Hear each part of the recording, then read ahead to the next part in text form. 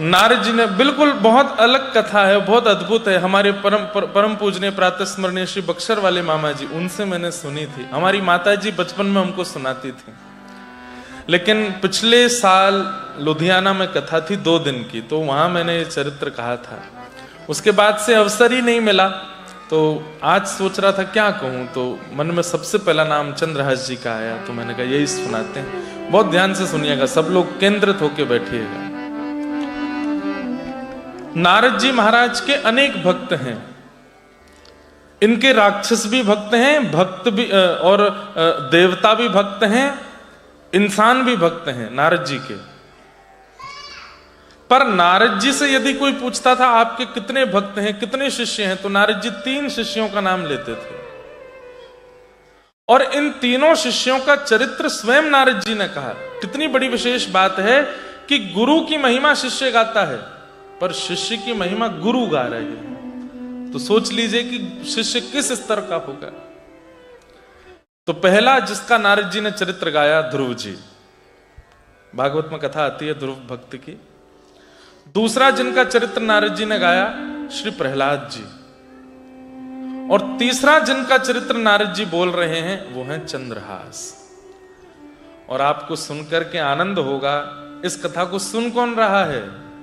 अर्जुन और स्वयं द्वारिकाधीश ठाकुर जी बैठ करके सुन रहे हैं। तो कथा ऐसे प्रारंभ होती है कि महाभारत युद्ध से पूर्व और बाद में पांडवों ने यज्ञ किए थे अश्वमेध।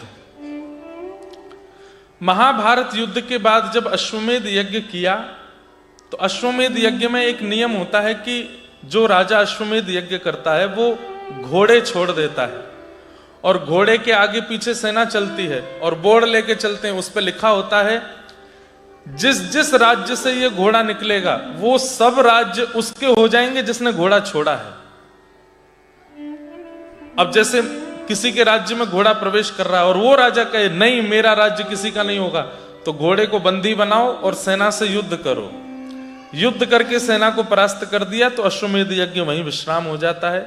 लेकिन सेना ने यदि उसको परास्त कर दिया तो वो जो नगर है वो ऑटोमेटिकली राजा का हो जाता है। मतलब एक बात बड़ी सिंपल है, या तो राजी राजी स्वीकार कर लो कि मैं अपना राज्य उस राजा को देता हूं, या फिर युद्ध करो। अश्वमेध यज्ञ में जो घोड़े छोड़े जाते हैं उनका ये नियम होता है। तो युधिष्ठिर जी ने घोड़े छोड़े हैं, पीछे पीछे धनुष बाण लेकर के गांडीव धनुषधारी अर्जुन चल रहा है। जिस जिस राज्य में घोड़े प्रवेश करते हैं, राजा देखते हैं कि भाई पांडवों से युद्ध नहीं कर सकते, तो वो पहले ही अपनी हार स्वीकार कर लेते हैं। लेकिन कोई कोई राजा कहते हैं नहीं हम अपना राज्य नहीं देंगे, तो अर्जुन उनसे युद्ध करके परास्त करके उस राज्य को अपना लेता है। वही घोड़ा पूरी पृथ्वी की परिक्रमा करके जब लौट के वापस आ जाता है, तो वही राजा कहलाता है चक्रवर्ती सम्राट पूरी पृथ्वी का, क्योंकि उसके घोड़े को कोई बंदी नहीं कर पाया। सब जगह से घोड़े निकले, राजा स्वीकृति देते गए, कई जगह नहीं भी स्वीकृति दी तो अर्जुन ने लड़ करके स्वीकृति ले ली। बस हस्तिनापुर थोड़ी ही दूर था, घोड़ा पूरी पृथ्वी की परिक्रमा करके लौट के आ ही रहा था, तो हस्तिनापुर से थोड़ी ही दूर पूर्व में एक कुंतलपुर नाम का एक क्षेत्र पड़ा। जैसे ही घोड़ों ने उस क्षेत्र में प्रवेश किया तो किसी राजा ने आके घोड़ों को चुराया नहीं, रोका नहीं, घोड़े अपने आप अंतर ध्यान हो गए, गायब हो गए। अर्जुन ने जैसे ही देखा घोड़े कहां गए, अपनी तलवार निकाल करके ललकारने लगा, कौन है, किसने मेरे घोड़ों को अंतर ध्यान किया है? अरे कपटी, अरे छलिया, छुप करके क्या करते हो, सामने आओ, युद्ध करो मेरे साथ। बहुत ललकारा, कोई नहीं आया, तो अर्जुन ने अपने गांडीव धनुष को उठा करके एक बाण छोड़ा। वह बाण अंतर ध्यान व्यक्ति को भी खोज करके उसको मार देता है, ऐसा बाण चलाया। और जैसे उस बाण का अनुसंधान करके अर्जुन ने बाण छोड़ना चाहा, इतने में ही आकाश से आकाशवाणी हुई और नारद जी प्रकट हो गए। बोले अर्जुन रुक जाओ, अपना धनुष रख दो, बाण रख दो। आप क्या कह रहे हैं नारद जी? हमारे घोड़े बंदी कर लिए जिसने, उसको मारने से मना कर रहे हैं, ढूंढने से मना कर रहे हैं। तब नारद जी प्रसन्न होकर बोले, ये शत्रुता करने वाला राजा नहीं है, ये तो तुम्हारा मित्र बनने योग्य राजा है जिसने ये काम किया है। ये कोई और नहीं है, कुंतलपुर नरेश चंद्रहास। बोले चंद्रहास? बोले हाँ, ये मेरा शिष्य है और ये तुम्हारा मित्र बनने योग्य है। तो अर्जुन बोले ऐसी क्या खास बात है उसमें जो मैं उसको अपना मित्र बनाऊं? तब नारद जी कहते हैं कि जैसे तुम कृष्ण भक्त हो ऐसे वह भी कृष्ण भक्त है। वो ठाकुर जी से प्रेम करता है, ठाकुर जी का बहुत बड़ा प्रेमी है। कृष्ण प्रेमी है, कृष्ण भक्त है, ये बात सुनते ही अर्जुन ने अपने गांडीव धनुष को छोड़ दिया और कहा कि अब मुझे उनसे लड़ना नहीं, अब मुझे मिलना है। बंधुओं, हमारे अष्ट सखा कहते हैं कि ठाकुर जी आपसे प्रेम करते हैं, इसका प्रमाण क्या है?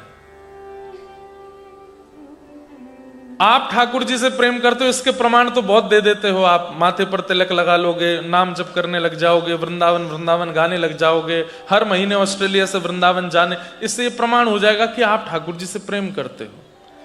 कोई भी भारत से कथा वक्ता आते हैं, संत जन आते हैं, वैष्णव जन आते हैं, तो आप इतनी संख्या में पहुंच जाते हो, छुट्टी ले लेते हो, लीव डाल देते हो, इससे प्रमाणित हो जाता है कि आप ठाकुर जी से प्रेम करते हो।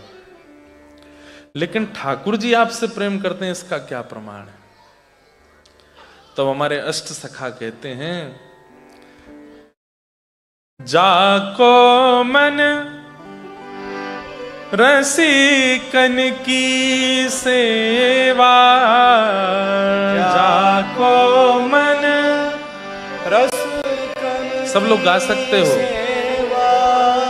ताको मन संतन की सेवा, ताको मन संतन की सेवा, संत चरण रज सदा लुभाने, संत चरण रज सदा लुभाने, गिरधर जब अपनों कर जाने, गिरधर जब अपनों कर जाने, गिरधर जब अपनों कर जाने, गिरधर जब अपनों कर जाने। जैसे कोई व्यक्ति पहाड़ देख लेता है तो उसके रोंगटे खड़े हो जाते हैं, चिल्लाने लगता है, हो कितना सुंदर कितना सुंदर। कोई समुद्र देख लेता है तो नाचने लगता है, कोई बर्फ देख लेता है, बर्फबारी हो जाए तो खुश हो जाता है, किसी एक्टर को देख लेता है तो खुश हो जाता है, कोई राजनेता को देख लेता है तो खुश हो जाता है। ऐसे ही मेरे नगर में, मेरे शहर में, मेरे देश में कोई वैष्णव आ रहे हैं, ये सुन के जिसके नेत्र सजल हो जाते हैं, हृदय आनंदित हो जाता है और बस वो व्याकुल हो जाता है कि मुझे जाना है, मुझे जाना है, उनसे मिलना है, उनको प्रणाम करना है, उनकी बातें सुननी है, उनको देखना है। ये अपने लिए नहीं बोल रहा हूं मैं, ये मैं सबके, कोई भी आवे आपके देश में, सबके लिए। मैं अपने शिष्यों को भी एक ही आज्ञा देता हूं कि कभी हमारी भी कथा सुनते हो तो किसी और की नहीं सुनना, ऐसा नहीं करना, ठाकुर जी की प्राप्ति नहीं होगी। सब वैष्णवों के प्रति समभाव रखो, प्रेम भाव रखो। ठाकुर जी कहते हैं, मैं जिससे प्रेम करता हूं उसका लक्षण क्या है कि उसको मेरे दूसरे भक्तों से बहुत प्रेम होता है। जैसे लोभी व्यक्ति को पता चल जाए कि इस नगर में कोई बहुत बड़ा धनवान रहता है तो वो उसके पीछे ही पड़ा रहता है। कामी व्यक्ति को पता चल जाए कि कोई बहुत सुंदर रहता है तो वो उसके पीछे पड़ा रहता है। ऐसे ही भक्त जब पता चल जाए कि यहां कोई वैष्णव है, उसके पीछे ही पड़े रहे हैं, भैया आप कुछ सुना दो, हमें कुछ प्रसादी दे दो, कुछ कथा करा दो, कुछ तो कराओ। ठीक है, ये तो हमारे जीवन का सौभाग्य है या दुर्भाग्य, हमें नहीं पता। यहाँ पड़े हैं, कमा रहे हैं, कर्म बंधनों में लगे हैं, लेकिन बस आत्मा की इच्छा होती है कि बस हरि नाम, हरि गुण, राधा नाम, राधा गुण सुना दो कोई। उसके लिए व्याकुलता चित्त में रहती हो, बेचैनी रहती हो, जैसे प्यासे को पानी की होती है, ऐसे कोई वैष्णवों से मिलने के लिए बेचैन रहता हो। ठाकुर जी कहते हैं मैं उससे प्रेम करता हूं, वो मेरा प्रेमी है। गिरधर जब अपनों कर जाने, ठाकुर जी अपना कर लेते हैं, कब जानो? बोले ताको मन भगतन की सेवा, मेरी सेवा एक बार को छोड़ देगा पर मेरे भक्तों की खूब रज रज के सेवा करेगा। संत चरण रज सदा लुभाने, भगतन में मति भगतन में गति, हरि उर संगे हरिजन संगे हरि उर आने, गिरधर जब अपनों कर जाने, गिरधर जब अपनों कर जाने। जब आपके ब्रिस्बेन में, गोल्ड कोस्ट में, लोगन में, ऑस्ट्रेलिया में, अरे मैं कहता हूं कोई मेलबर्न आया, आप जा ही नहीं पा रहे, लेकिन आपके देश में तो कोई आया, अपने घर पर बैठे बैठे ही नेत्र सजल करके गा लिया करो। चौक पुराओ माटी रंगाओ, आज मेरे पिया घर हेरी सखी मंगल गाओ रे, धरती अंबर सजाओ रे, तेरी सखी मंगल गाओ रे, धरती अंबर सजाओ रे, उतरेगी आज मेरे पीर की सवारी, उतरेगी आज मेरे पीर की सवारी। हे अरी कोई काजल लाओ रे, मोहे काला टीका लगाओ रे, उनकी छब से दिखूं मैं तो प्यारी, उनकी छब से देखूं मैं तो प्यारी प्यारी। लक्ष्मी जीवारो नजर उतारो, आज मेरे प्रिया घर आवेंगे, आज मेरे प्रिया घर आवेंगे,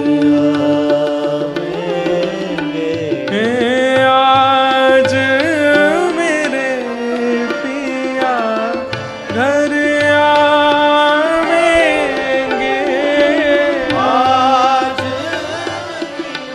आज मेरे घर आवेंगे। नंद नंदन के प्यारे मेरे घर आए, नंद नंदन के प्यारे, आज मेरे घर नंद नंदन के प्यारे आए हैं, व्रजवासी आए हैं, वैष्णव आए हैं, संत जन आए हैं, रसिक जन आए हैं, कथा सुनाने वाले ऐसे रसिक जन आए हैं। इन बातों को सोच करके जो बहुत प्रसन्न हो जाए और बिल्कुल अष्ट सात्विक भाव उसके चित्त में प्रकट होने लग जाए, ठाकुर जी कहते हैं मैं उससे बहुत प्रेम करता हूं, मैं उसके लिए, मैं उसकी नजर मैं उतारता हूं जो मेरे रसिकों से प्रेम करे। अर्जुन ने अपने गांडीव धनुष को छोड़ दिया और कहा नारद जी मुझे सुनाइए, कृष्ण कृष्ण प्रेमी है चंद्रहास। बोले हाँ। नारद जी बोले अभी मैं तुमको चरित्र नहीं सुना सकता उनका। क्यों? तुमको घोड़े लेकर के जल्दी पहुंचना हस्तिनापुर, नहीं तो यज्ञ पूरा नहीं हो पाएगा युधिष्ठिर का। तुम तो जल्दी से घोड़े लो और पहुंचो। अर्जुन कहता है कृष्ण प्रेमी भक्त पर 100 अश्वमेध यज्ञ वार दूंगा मैं। अरे फिर से अश्वमेध यज्ञ हो जाएंगे, फिर से ये सब हो जाएगा, लेकिन आपने अब छेड़ दी है बात तो पूरी कीजिए। ये कौन है चंद्रहास, इसके बारे में मुझे बताइए ना। और बैठ गए अर्जुन वहीं पर। इसलिए ठाकुर जी को बहुत प्रिय अर्जुन को सामान्य मत समझा कीजिए। बहुत बड़ा पराक्रमी है, बहुत बड़ा विद्वान है, बहुत बड़ा धनुष बाण चालक है, सारे गुण हैं उसके अंदर, लेकिन पिघल जाता है कब? जब सुन लेता है कि कहीं कृष्ण लीला सुन रहा है, कोई कृष्ण प्रेमी आया है। हनुमान जी महाराज कम बलवान है क्या? अष्ट सिद्ध नवनिध के असवर दीन जानकी, राम रसायन तुमरे सदा रहो रघुबर के, तुमरे भजन जन्म जन्म के। लेकिन ऐसे हनुमान जी के लिए क्या कहा जाता है? प्रभु चरित्र सुनवे को रसिया। रसिया का मतलब जानते हैं? जो रस में डूब करके श्वास लेने भी बाहर ना आता हो, उसी में ही डूबता ही रहता हो, उसको रसिया बोलते हैं। हम आप सब भी रसिया हैं, पर हम कैसे हैं? रस में जाते हैं, फिर थोड़ी श्वास लेने बाहर संसार की आ जाते हैं। यहाँ कैसा है ऑस्ट्रेलिया, कितने डॉलर के रेट चल रहे हैं, क्या चल रहा है क्या। पर एक बार रस में डूबा फिर निकला ही नहीं, उसको रसिया बोलते हैं।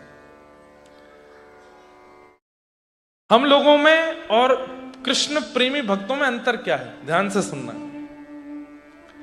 हम लोग भक्ति तो हमारी छुपी रहती है, गुण प्रधान रहते हैं। गुण प्रधान मतलब मैं धनवान हूं, मैं संपत्तिवान हूं, मैं पत्नीवान हूं, मैं बच्चावान हूं, मैं ये हूं, मैं वो हूं, मैंने ये डिग्री हासिल की है, मैं इतनी मेहनत करके ऑस्ट्रेलिया में शिफ्ट हुआ हूं, मैं इतना परिश्रम करके आज। हमारी सारी चीजें प्रधान रहती हैं। और ठाकुर जी के प्रेमियों में क्या उनके गुण सारे छुपे रहते हैं और भक्ति ही प्रधान रहती है।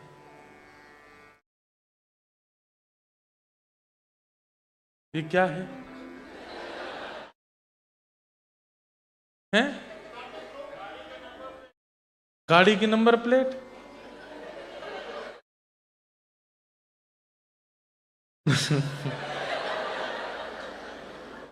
क्या है नंबर प्लेट? बोल दीजिए एक बार। हैं? एक ही गाड़ी रह गई है, बाकी सब हट गए। 2 रह गए। भैया तुम्हारे हाथ जोड़ू, हटाया हो जल्दी, कल से कहीं ये नहीं हो हम कोई रिस्ट्रिक्टेड कर दिया जाए। यहाँ पे जिनकी भी गाड़ी नंबर है, प्लीज, हम कुछ नहीं कहेंगे, धीमे से चले जाओ, चुपचाप चले जाओ। कहीं उनको ये लग रहा हो मैं उठ के जाऊंगा, सब देखेंगे।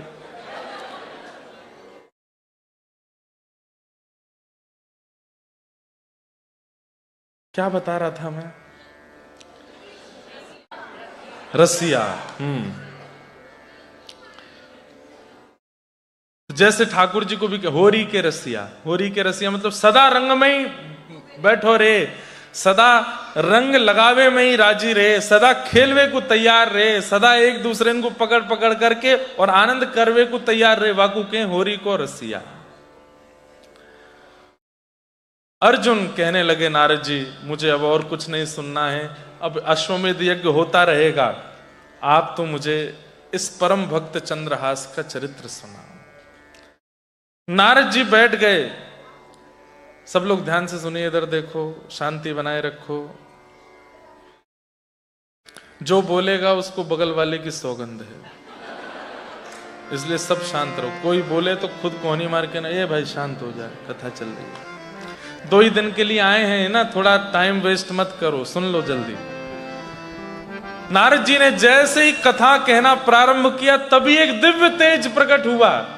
अर्जुन देखने लगे, नारद जी देखने लगे, ये क्या हो रहा है। और तभी क्या देखते हैं, उस दिव्य तेज के शांत होते ही मोर मुकुट वंशी धारी, शंख चक्र गदा पद्मधारी श्री द्वारिकाधीश वहां प्रकट हो गए। और प्रकट होकर के दौड़ करके आए, अर्जुन के बगल में अपना आसन लगाया और आकर के बैठ गए। तो नारद जी बोले जय जय, प्रणाम। अर्जुन प्रणाम, आप यहां क्या कर रहे हैं?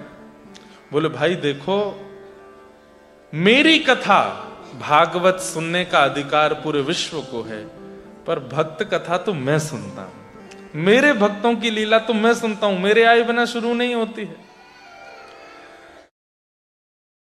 ठाकुर जी आकर के आसन लगा करके बैठे हैं और नारद जी से कह रहे, नारद जी अब सुनाओ। कृष्ण और अर्जुन दोनों बैठे हैं और नारद जी अपने शिष्य चंद्रहास का चरित्र सुना रहे हैं। बहुत ध्यान से सुनिएगा सब लोग। केरल देश में, मतलब हमारे इंडिया के साउथ में केरला है, वहां के एक राजा थे और उन राजा के पुत्र थे चंद्रहास। चंद्रहास जी की अवस्था अभी 3 वर्ष की हुई। बहुत परिश्रम से, आशीर्वाद से, देवताओं की कृपा से तो चंद्रहास का जन्म हुआ। 3 वर्ष की अवस्था थी। बहुत सुंदर थे देखने में चंद्रहास। बचपन से ही बिल्कुल गोरे चिट्टे, लाल लाल गाल, कमल जैसे नेत्र, ऐसी सुंदर नासिका, ऐसे सुंदर ओष्ठ, घुंघराले केश। इनके पिता केरल देश के राजा और मां वहां की महारानी। खूब प्रेम से, खूब आनंद से सब चल रहा था, कोई दिक्कत नहीं थी। लेकिन एक दिन किसी अन्य देश के राजा ने उस केरल देश में आक्रमण कर दिया। रात्रि के समय आक्रमण किया, बिना बताए आक्रमण किया, जिसके कारण से केरल देश के राजा अपनी सुरक्षा नहीं कर पाए और पूरा राज्य तो नष्ट हुआ ही हुआ। वे राजा की सेना राजभवन के अंदर चली गई। तो मां ने, जो बालकों की बेबी सिटिंग करते हैं, उनको हमारे यहां धाई मां बोलते हैं, तो महारानी ने अपने पुत्र चंद्रहास को धाई मां को दे दिया। बोले कि सब मरने वाले हैं, कोई नहीं बचेगा यहां पर मेरे पुत्र को कैसे भी बचा लो। ये बच जाएगा तो क्या पता इस राज्य का बाद में उत्थान हो जाए, इसको बचा लो। और ऐसा कहकर के धाई मां से कहा, मेरे बेटे को लेके भागो तुम यहां से।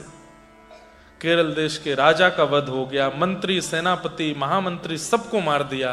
अंत में उस क्रूर राजा को पता था कि इस राजा का एक बेटा भी है, उसको भी वध कर दूंगा तो अब इनके वंश में कोई बचेगा नहीं और पूरा राज्य मेरा हो जाएगा। अंतःपुर में प्रवेश करके रानी का वध कर दिया, रानी की दासियों का वध कर दिया। ढूंढा लेकिन पुत्र नहीं मिला।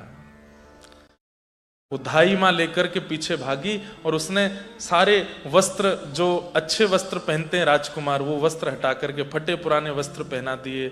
मुख पर थोड़ी कालीत लगा दी, थोड़ा रेत आदि लगा दी, बाल बिखेर दिए। और चंद्रहास को थोड़ा थोड़ा बोलना जानते थे, उनसे कहा, कोई भी कहे कि मैं कौन हूं तो कहना ये मेरी मां है। चंद्रहास, आज से मैं ही तेरी मां हूं। और ऐसा कहकर के वो धाई मां अपने अंग पे लपेट करके राज्य को छोड़ करके भागने लगी। पूरा राज्य धूं धूं करके जल रहा था। थोड़ी दूर पर उसी क्रूर राजा के सैनिकों ने नाकाबंदी कर रखी थी। उन्होंने तुरंत उसको रोका। कौन हो? बोले, मैं दासी हूं महाराज, मुझे छोड़ दीजिए। तुम्हारी गोद में? बोले, मेरा बालक है। बालक की स्थिति देखी तो रूप रंग वस्त्र देख करके लग रहा था कि ये इसी का ही बेटा होगा, दाई मां का बेटा है। उससे पूछा, ये कौन है तुम्हारी? छोटे से चंद्रहास बोले, ये मेरी मां है। और ऐसा बोल के रो गए। 3 वर्ष के हैं बस। बंधुओं, कई बार ठाकुर जी ऐसी सिचुएशन बनाकर के जीवन में भेजते हैं कि व्यक्ति ये सोचता ही रह जाता है कि मैंने किया क्या जिसका फल मैं भोग रहा हूं। ध्यान रखिएगा बंधुओं, कैसी भी परिस्थिति आ जाए, बस एक चीज को, 2 चीजों को डगमगाने मत देना। एक तो ठाकुर जी में विश्वास और दूसरा धैर्य, पेशेंस।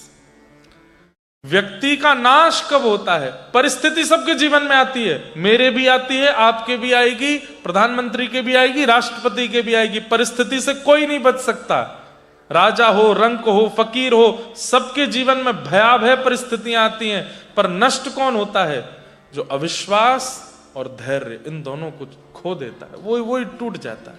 लेकिन आप हर उस व्यक्ति की बायोग्राफी देख लीजिए जो आज एक श्रेष्ठ स्तर पर बैठा है। हर किसी के जीवन में परिस्थिति आई और उसका देखने में आपको यही मिलेगा कि उसने अपना धैर्य नहीं छोड़ा, वो हारा नहीं, चलता रहा, जीत गया।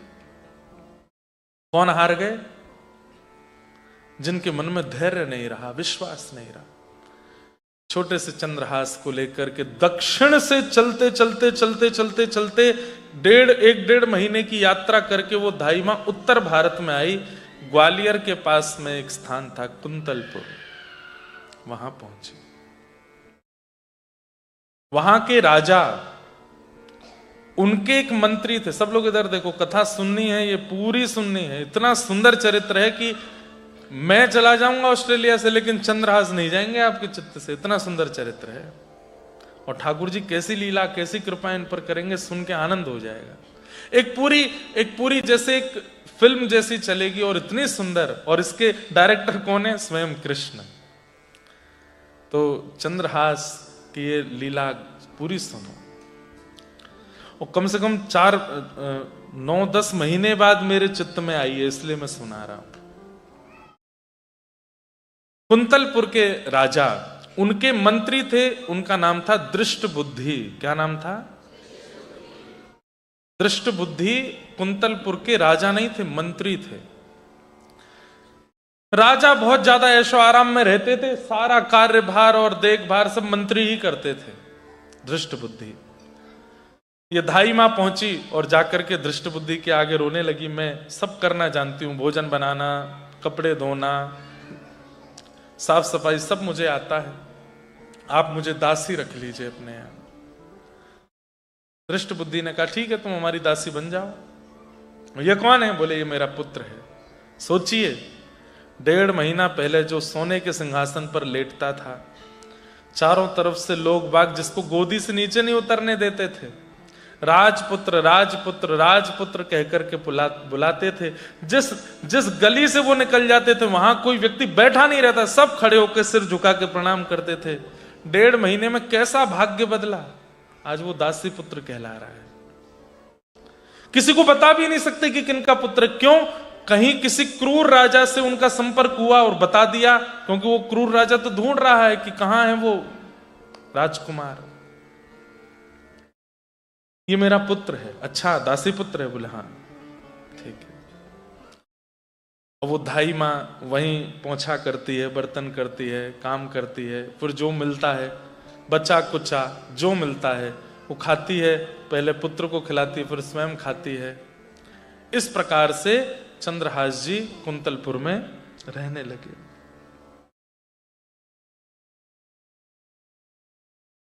लेकिन सब कुछ सीधा सीधा नहीं चलता भक्त के जीवन में। अब चंद्रहास जी की उम्र लगभग 5 वर्ष की हो गई। कोई नहीं है इनका, माता पिता भाई बंधु परिवार संबंधी सब जा चुके हैं, केवल दाई मां के पास थे। 5 वर्ष के दासी पुत्र हो गए। इनको कोई चंद्रहास के नाम से नहीं जानता, सब दासी पुत्र ही बोलते हैं कुंतलपुर में। बच्चों के साथ बाहर खेलते रहते हैं, प्रतीक्षा करते रहते हैं। कोई बालक आता है तो उसको जाके बोलते हैं मेरे साथ खेलोगे, तो उसके साथ खेलते हैं। आज बच्चों के साथ खेलते हुए जैसे ही लौट के घर आए तो क्या देखते हैं कि दाई मां बीमार पड़ी है। कि आए मां, जैसे ही बोला मां, तो दाई मां के नेत्र खुले और हाथ पकड़ करके कहा मुझे क्षमा कर दो, तुम्हारी मां भी चली गई, पिता भी चले गए, राज्य भी चले गए, सब चले गए, अब मैं भी जा रही हूं, मैं नहीं बच पाऊंगी, मुझे बहुत गंभीर बीमारी हो गई है, तुम कैसे रहोगे, किसके सहारे रहोगे, कौन है तुम्हारा इस संसार में।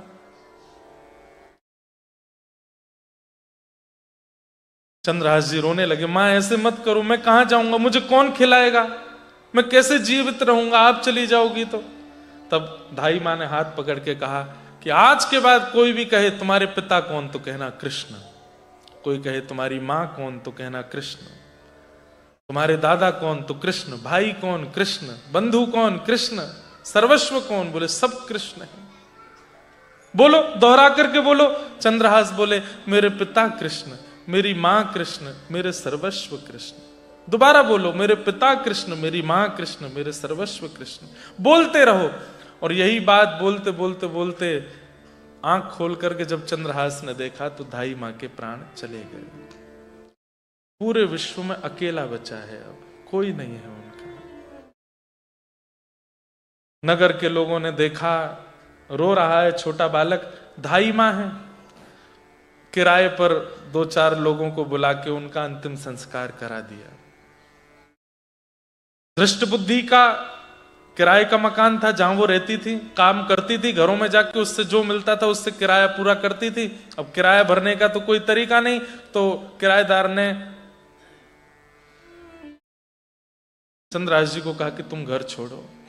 छोटा सा 5 वर्ष का बालक घर छोड़ करके गांव के बाहर एक पिप्पल का पेड़ है, वहां रहते हैं और बस एक ही बात कहते हैं, पिता कृष्ण, माँ कृष्ण, प्राण कृष्ण, सर्वस्व कृष्ण। पिता कृष्ण, माँ कृष्ण, प्राण कृष्ण, सर्वस्व कृष्ण। पिता कृष्ण, माँ कृष्ण, प्राण कृष्ण, सर्वस्व कृष्ण। बस यही बोलते रहते हैं। इतने सुंदर थे देखने में कि लोग बाग जब इनको देखते थे तो उनमें अपने आप करुणा आ जाती थी इनको देख करके। अरे कोई मां अपने बालक को छोड़ करके कहीं नहीं जाती, लेकिन जैसे ही इनको देखती तो अपने बालक को छोड़ के एक बार इनके पास जाती खिलाने पिलाने के लिए। लेकिन बस वही संसार समाज के लोग बोलते, अरे दासी पुत्र है, कुछ पता नहीं, ये अपनी मां को भी खा गया, इसके परिवार कुल खानदान का भी पता नहीं, इससे दूर ही रखो बच्चों को। 4 दिन में एक बार कभी भोजन मिल जाता था, लेकिन बस पड़े पड़े यही गाते रहते। कभी 4-5 बच्चे आ जाते तो खेल लेते थे उनके साथ। सूरदास जी एक पद गाते हैं, ऊधो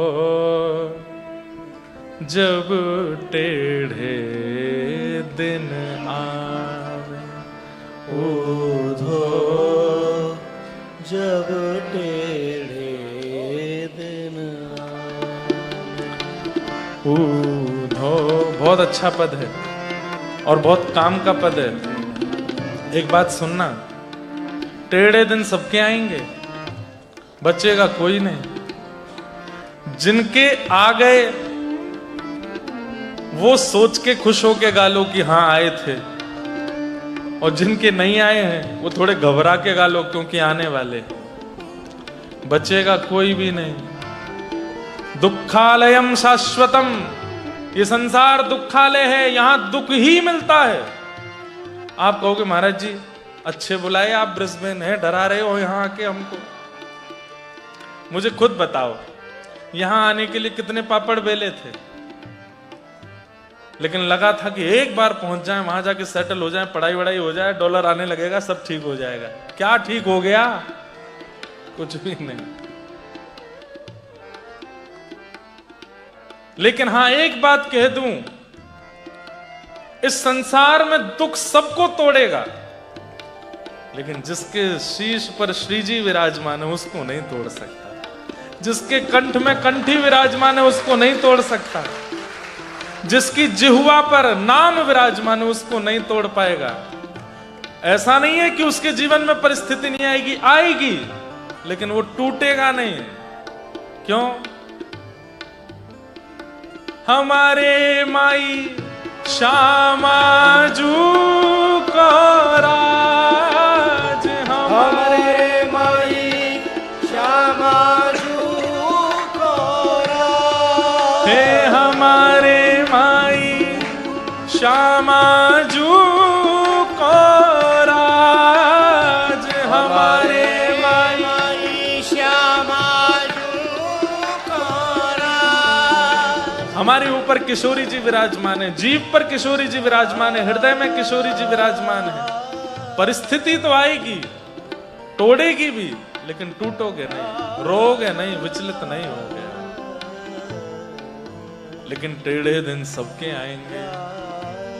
सूरदास जी गा रहे, ऊधो जब टेढ़े दिन आवे, ऊधो जब टेढ़े दिन आवे, ऊधो जब टेढ़े दिन आवे, ऊधो जब टेढ़े दिन आवे, जब टेढ़े दिन आवे,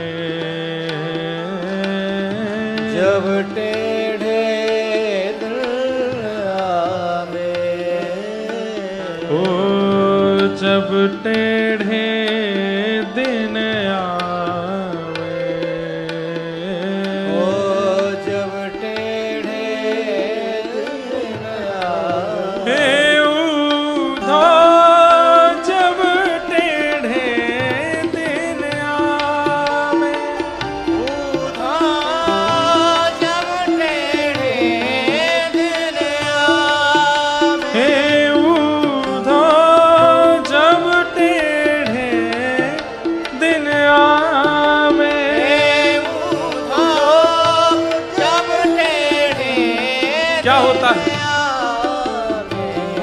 जब टेढ़े दिन आते हैं तो क्या होता है, जो भोग चुके हैं वो रिलेट करेंगे और जो नहीं भोगे वो तैयार रहना है।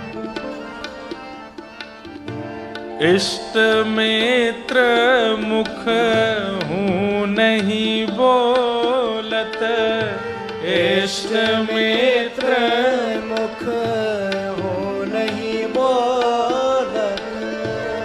आपके मित्र और आपके परिवारी जन फोन उठाना बंद कर देंगे, सामने से दिख जाओगे तो नजर फेर लेंगे, देखेंगे भी नहीं, बात नहीं करेंगे आपसे। अरे क्या बात करना, अपने दुख रोएगा मेरे आगे आके।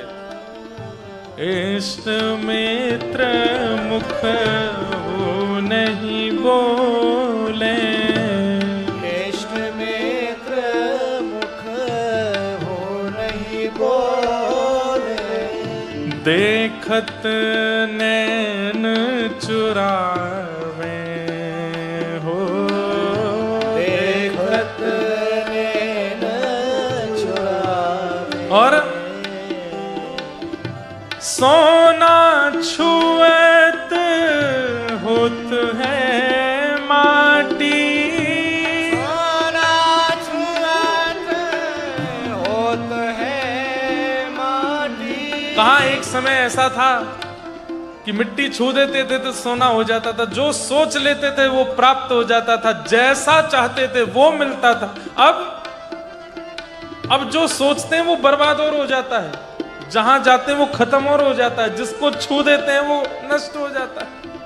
सोना छुएत होत है माटी, सोना छुएत होत है माटी। और तब मूरख ज्ञान बतावे,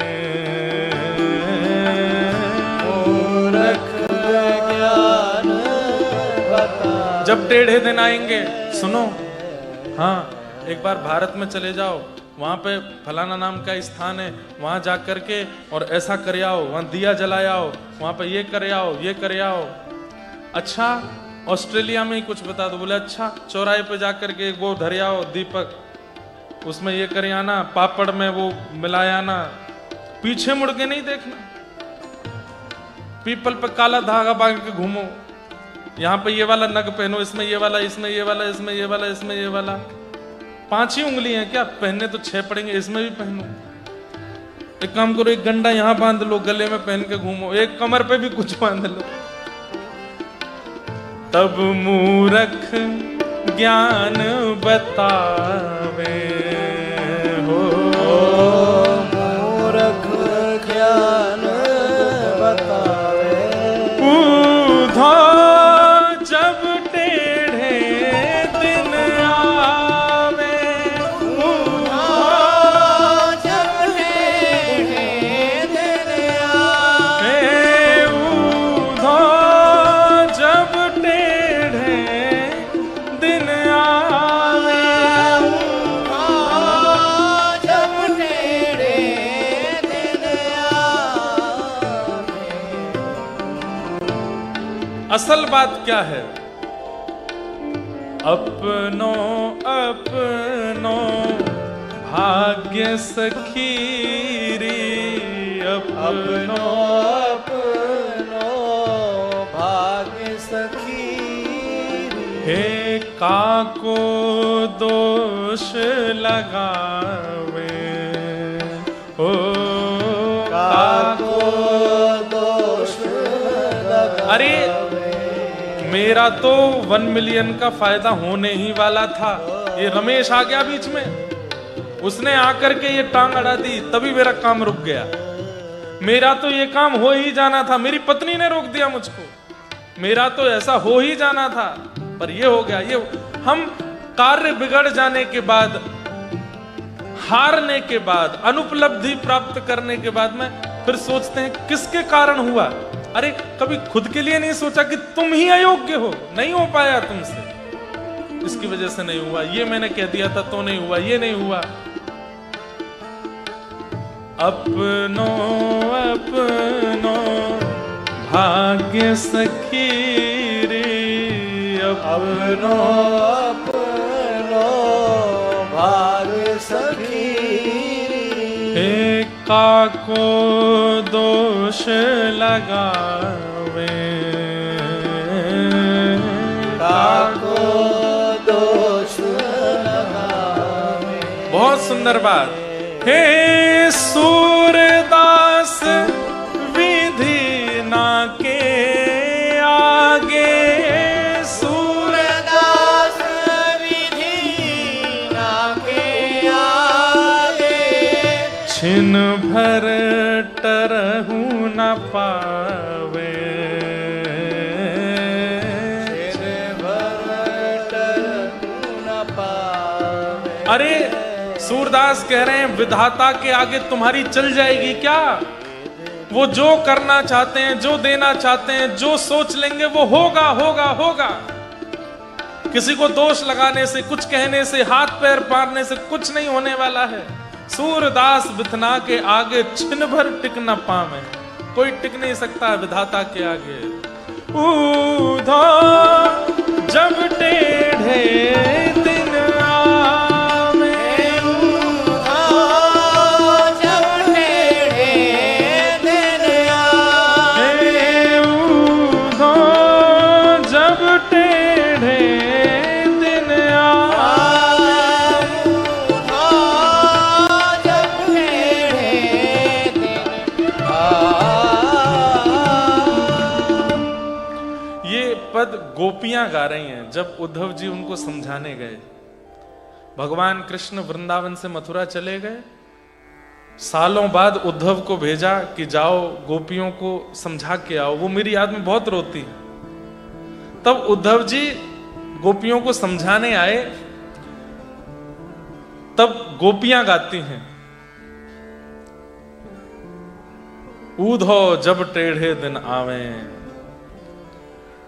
टेढ़ी मेढ़ी बनी कुबरी, वाको हरि लिपटावे। मथुरा जाके हमने सुना था कुब्जा, उसकी कमर 3 जगह से टेढ़ी थी, उसको हरि ने हृदय से लगाया। और चंद्रवदन सी सुभग राधिका, चंद्रवदन सी सुभग राधिका, वाको योग सिखावे, उसको सिखाने के लिए उद्धव को भेजा है।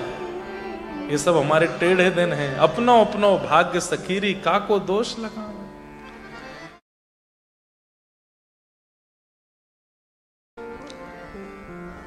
चंद्रहास जी अकेले हैं, कोई दे जाता है तो खा लेते हैं, नहीं तो पड़े रहते हैं। प्राण कृष्ण, जीवन कृष्ण, सर्वस्व कृष्ण, मां कृष्ण, पिता कृष्ण। इतने सुंदर हैं चंद्रहास जी की सबको लगता है कि इसके माता पिता कैसे नहीं होंगे। अब कोई नया व्यक्ति आता, अरे बालक यहां कहां घूम रहे हो, तुम्हारे पिता कहां हैं? पिता कौन? मेरे पिता कृष्ण। अच्छा, मां कौन है? बोले मां भी कृष्ण। घर बार कहां है तुम्हारा? बोले सर्वस्व कृष्ण है। ऐसी बात बोलते तो गृहस्थी लोग तो छोड़ के चले जाते, पर कभी संत महात्मा साधु आ जाते, जब ये बात सुनते तो फिर उनको अपने झोले में से कुछ निकाल के खिला देते, थोड़ी देर अपने पास बैठा लेते, वस्त्र पहना देते, कभी अपने कमंडल से जल पिला देते, उनको करताल दे देते, बजा के कीर्तन कराते। चंद्रहास जी का ऐसा स्वरूप। जब कोई नहीं मिलता था तो प्राण कृष्ण, जीवन कृष्ण, मां कृष्ण, पिता कृष्ण ऐसा कहकर के बोलते थे। एक दिन आकाश मार्ग से श्री नारद जी महाराज जा रहे थे और तभी नारद जी ने देखा कि एक पीपल वृक्ष के नीचे छोटा सा बालक पिता कृष्ण, मां कृष्ण, जीवन कृष्ण ऐसा बोल रहा है। एक बात याद रखिएगा बंधुओं, हमारे गुरु ने हमको तिलक दिया, हमारे गुरु ने हमको मंत्र दिया, हमारे गुरु ने हमको विधि दी। अब गुरु जी तो देके चले गए, शिष्यगण क्या करते हैं, कुछ दिन उस नियम का पालन करने के बाद फिर भूल जाते हैं, फिर नहीं करते, मंत्र भी नहीं करते, तिलक भी धारण नहीं करते, नियमों का पालन भी नहीं करते। इन सब का अपराध गुरु जी को लगता है। हमको तो कभी कभी छींक आती है तो मुझे लगता है आज कोई वैष्णव बालक ने तिलक नहीं लगाया होगा। कभी कभी सिर दर्द होता है, मैंने कहा अरे भाई कौन क्या खा रहा है। लेकिन आप सब एक बात याद रखना, हर वैष्णव के घर में वैष्णवी दीक्षा होने के बाद, चतु वैष्णव संप्रदाय में दीक्षित होने के बाद, गुरु मंत्र प्राप्त होने के बाद हर घर की स्थिति को नारद जी देखने जरूर जाते हैं। ये नियम कर रहा है कि नहीं, सेवा कर रहा है कि नहीं, भाव से है कि नहीं, कुभाव तो नहीं है, अविश्वास तो नहीं है। और जब नारद जी देख लेते हैं नित्य नियम से रहता है, नित्य भाव से रहता है, सब कुछ बहुत बढ़िया, सेवा भी बहुत बढ़िया चल रही है, अपना काम भी संभाल लेता है, सेवा भी संभाल लेता है, भोग प्रसादी भी 1 नंबर चल रही है, तब नारद जी ही ठाकुर जी की तरफ जाकर के उसकी फाइल लगाते हैं, इससे मिलो, बहुत अच्छा है, आपका नाम गाता है, खूब सेवा करता है, नित्य तिलक धारण करता है, नित्य इतने कठिन ऑस्ट्रेलिया देश में रहने के बाद भी आपका नाम नहीं छोड़ता है, ऐसे सुंदर सुंदर पकवान बनाता है। नारद का मतलब कौन? जिनकी बात को भगवान भी रद्द ना कर सके, वो है नारद। नारद जी ही आपकी फाइल पहुंचाते हैं, फिर ठाकुर जी मन बना के आप पर कृपा करने आते हैं। चाहे भक्तिमती मीराबाई हो, सूरदास हो, कुंभन दास हो, सबके वार्ता नारद जी ने ही ठाकुर जी से जाके कही है। इसलिए वैष्णव होने के बाद में डरा कीजिए, कोऑर्डिनेटर राउंड पर घूमते रहते हैं।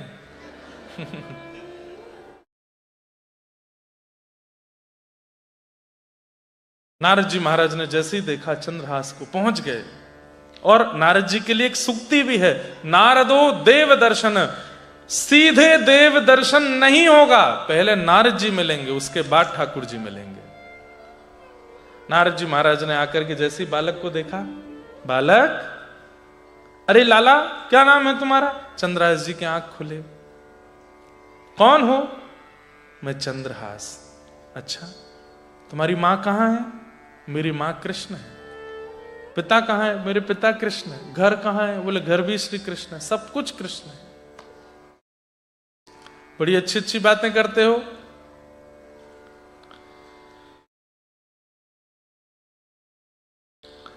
नारद जी महाराज प्रसन्न हो गए और चंद्रहास के पास बैठ करके उनके सारे लक्षणों को देख करके मन बना लिया नारद जी ने कि तो ठाकुर जी का परम अधिकारी है। बालक, जिन कृष्ण का तुम नाम ले रहे हो, मिलना चाहते हो उनसे? बोले हाँ, मैं मिलना चाहता हूं। इधर आओ। उसके लिए थोड़ा प्रयास करना पड़ेगा। क्या? मैं मंत्र दूंगा, उस मंत्र का गान करना पड़ेगा और मैं सेवा दूंगा, ठाकुर जी की सेवा करनी पड़ेगी। और श्री नारद जी ने चंद्रहास जी को अपने समीप बुला के उनके कान में गुरु मंत्र दीक्षा दे दी। नारद जी ने चंद्रहास जी को गोपाल मंत्र दिया और गोपाल मंत्र देने के बाद में बोले अब तुम्हें सेवा भी करनी पड़ेगी ठाकुर जी की। तो सेवा क्या करें? बोले तुम जिन कंचों से खिलते हो उन कंचों को लेके आओ। कंचा जानते हैं? कंचों को लेकर के आए तो उन्हीं कंचों में छोटे से शालिग्राम भगवान थे, जिनको ये पहचानी, उनसे ही रोज खिलते थे। नारद जी ने कहा ये कंचा नहीं है, ये शालिग्राम जी इनको दो। बोले शालिग्राम ये भगवान है? बोले हाँ। ये कैसे भगवान है? पत्थर जैसे गोल मटोल भगवान। तब कथा सुनाई। बोले कि एक कन्या थी, उसने भगवान की तपस्या करके प्रार्थना की कि मैं आपको यशोदा देवकी की तरह गोद में खिलाना चाहती हूं। तो भगवान ने उसको वरदान दिया, ठीक है, कालांतर में आप गंडकी नदी बनोगी और आपकी गोद में मैं शालिग्राम बन करके आऊंगा। अभी हम कुछ महीने पहले कथा करके आए मुक्तिनाथ, वहीं गंडकी जी के भीतर से शालिग्राम जी प्रकट होते हैं। पूरी कथा सुनाई और बोले इस प्रकार ये शालिग्राम है। अब लाला जो मैंने मंत्र दिया उसका पाठ करना और नित्य इनकी सेवा करना, कृष्ण तुमको मिलेंगे, मेरा आशीर्वाद है। चंद्रहास जी बोले मेरे पास घर तो है नहीं, छत तो है नहीं, ये ठाकुर जी को कहां विराजमान करूंगा, क्या भोग लगाऊंगा, कैसे करूंगा, सब कैसे होगा? नारद जी बोले बहुत सरल सेवा है शालिग्राम जी की। बोले क्या? दिखा के खा लो, धो के पी लो। शालिग्राम जी की सेवा कैसी है? दिखा के खा लो, कुछ भी बनाओ ठाकुर जी को दिखाओ, उसके बाद उसको पालो। और धो के पी लो मतलब उनका अभिषेक करके जो उनका चरणामृत उसका पान कर लो। बस इतनी सेवा है, इससे ज्यादा कुछ। और हो सके चंदन घिस के एक टीका लगा दो, बस तुलसी पधरा दो, इससे अधिक सेवा नहीं। पर हाँ, करने वाले यज्ञोपवीत धारण करने वाले होने चाहिए, शिखा होनी चाहिए, गायत्री करने वाले हों। बाकी सेवा में और ज्यादा विधान नहीं, करने वाला योग्य होना चाहिए बस। बोले मैं इनको कैसे करूंगा, क्या करूंगा, मेरे पास घर तो है नहीं, कुछ भी व्यवस्था नहीं है, मैं कैसे करूंगा इनकी सेवा। नारद जी बोले मेरा काम तुमको मंत्र देना और सेवा देना था, अब करोगे कैसे ये तुम जानो। आपने क्या कहा, दिखा के खा लूं और धो के पी लूं। बोले हाँ। सोई चंद्रहास ने छोटे से शालिग्राम जी मुंह में रख लिए और अपने साइड वाले गाल में रख करके बोले अब हो जाएगा, जो भी पीऊंगा धुल करके पेट में जाएगा, जो भी खाऊंगा दिख करके पेट में जाएगा। नारद जी महाराज सिर पकड़ के बोले हे भगवान कैसा, शालिग्राम जी खा गया। लेकिन नारद जी को इतना प्रेम उमड़ा चंद्रहास पर, इतनी दया आ गई, अधिकार दे दिया। बोले ठीक है, लेकिन रोज रोज नहीं, जब कहीं जाओ लगे कि पीछे से कोई ले ना जाए तो रख लिया करो। तो चंद्रहास जी अपने मुंह में शालिग्राम जी रखते थे। कई बार ना बहुत भोले लोग जो होते हैं, बहुत सीधे भक्त जो होते हैं, बहुत भोंदू जो होते हैं, उनके लिए बहुत नियम नहीं बनाते ठाकुर जी। ये नियम तो मेरे और आप जैसे चतुर शिरोमणियों के लिए होते हैं, जो भयंकर चतुर हैं, धन कमाने में पीछे नहीं, कुछ खाने में पीछे नहीं, किसी के साथ छल कपट करने में पीछे नहीं। उनके लिए सारे नियम बनाते हैं ठाकुर जी। सुबह 4 बजे सेवा करोगे तो ही तुमको फल मिलेगा, पवित्र रहोगे तो ही तुमको फल मिलेगा, ऐसे करोगे तो ही लेकिन जो बहुत सीधे होते हैं, सरल होते हैं, बिल्कुल भोंदू होते हैं, जिनको छल कपट आता ही नहीं है, झूठ बोलते ही नहीं है, ऐसे लोगों की ना सामान्य सी सेवा में भी ठाकुर जी कहते हैं कोई नियम नहीं है तुम्हारे। कर्माबाई के लिए बोल दे तू बिना नहाए धोए ही खिचड़ी बना, मैं आऊंगा खाने। और हमारे लिए पहले चूल्हा का पूजन करो, पात्र का पूजन करो, सामग्रियों का पूजन करो, सब में प्रणाम करो, फिर उसके बाद में उसको गोपाल मंत्र से अभिमंत्रित करो, उसमें तुलसी पधराओ, पधरा करके ठाकुर त्वदीयम वस्तु गोविंद तुभ्यमेव समर्पयेत् ग्रहण मुखो प्रसिद्ध परमेश्वर। उसके बाद भी ठाकुर जी केवल दर्शन करते हैं, पाते नहीं है, दृष्टि भोग लगाते हैं। कर्मा भाई उसके यहां जाके ठाकुर जी हाथ पसार के कहते जल्दी कर्मा, जल्दी दे मां। महाप्रभु जगन्नाथ आज भी कर्मा की खिचड़ी प्रसिद्ध है वहां पर।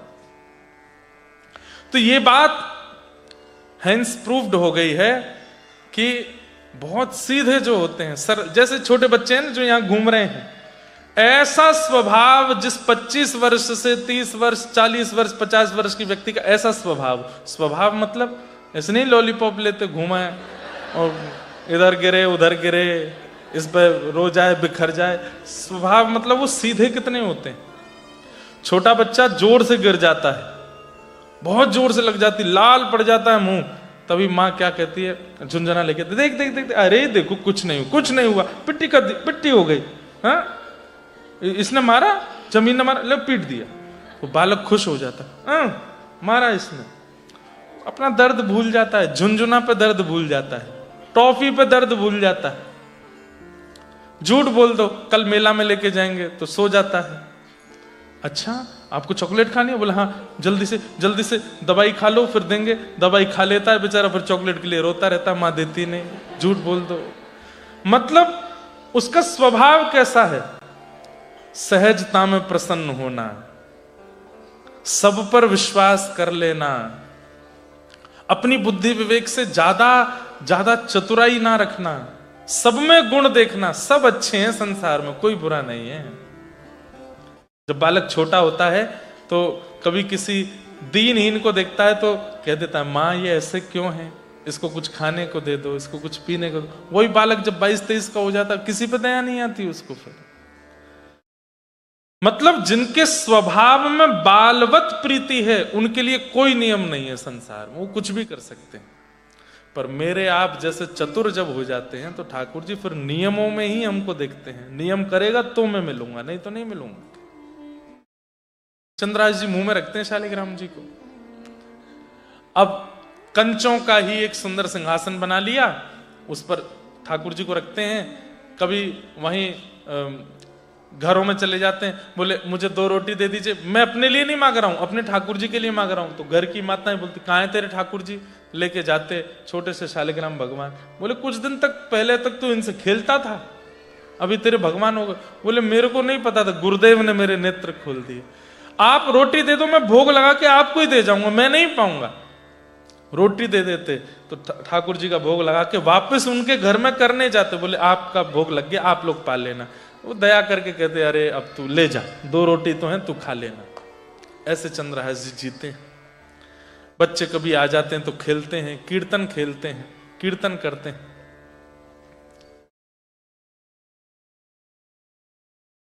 ऐसा जीवन चंद्रहास जी का चल रहा है। तभी